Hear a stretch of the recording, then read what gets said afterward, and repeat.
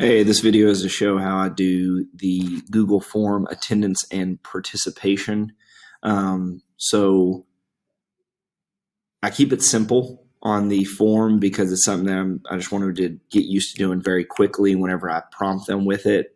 And I usually do it at the very end of the Google Meet.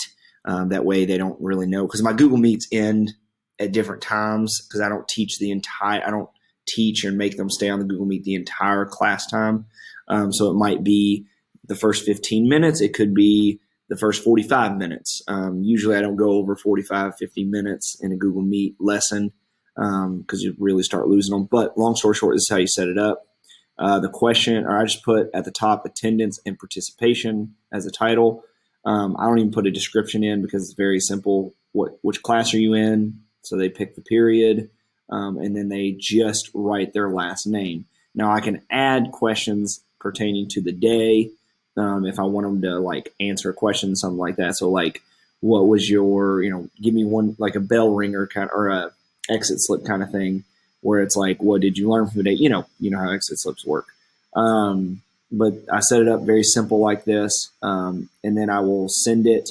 What I'll do is I'll go and click and copy the share link, and then I'll just go into the Google Meet, and I'll go into the message to everyone, and I'll copy and paste it in. I'm just going to let everybody know this is a test message, because they're in my class right now. I'm just recording this real quick. And I send it, and it automatically makes it a link, so it's really easy for them to click on. And I say go and fill that out. They go and fill it out. And today, like for example, I had 28 students in the Google class, Google Meet, but only 26 responded. So those two were clearly not paying attention, not participating. Then if I go over to GoGuardian and look and see what they're doing, their screen's frozen. I'll even message them and say, hey, are you there? They're not responding because they're not paying attention. But if I go to create the spreadsheet, it'll create a new spreadsheet, hit create. And then I have a really easy way of having attendance, and I have all my third, fourth period marked, and then I can organize it by their last names, which makes it a lot easier to go into the attendance and mark attendance or participation through that. And also this obviously keeps November 23rd attendance. I can also do that with 5th and 6th. So I use the same one for 5th and 6th. My other classes, I use the same one. And then I just go to the, if I pop this open again after 5th and 6th did it, it will take it to the same one. And then I'll have 5th and 6th. And then I can just make tabs and copy and paste 5th and 6th to a separate tab.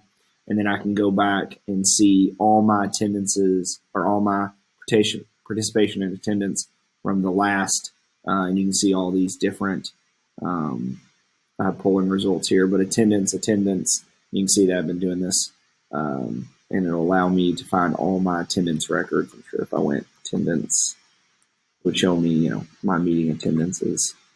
So that's how I do it. If you have more questions, let me know. Oh, one more thing really quick, so I can show you all the attendance that I have. To make the next days is really easy. You just go to these three dots and you do make a copy, and then you just change it. You delete this and you go to November 24th, and it'll have the next day. And hit OK, it'll open it up and it'll clear out all the responses and everything. But that's it.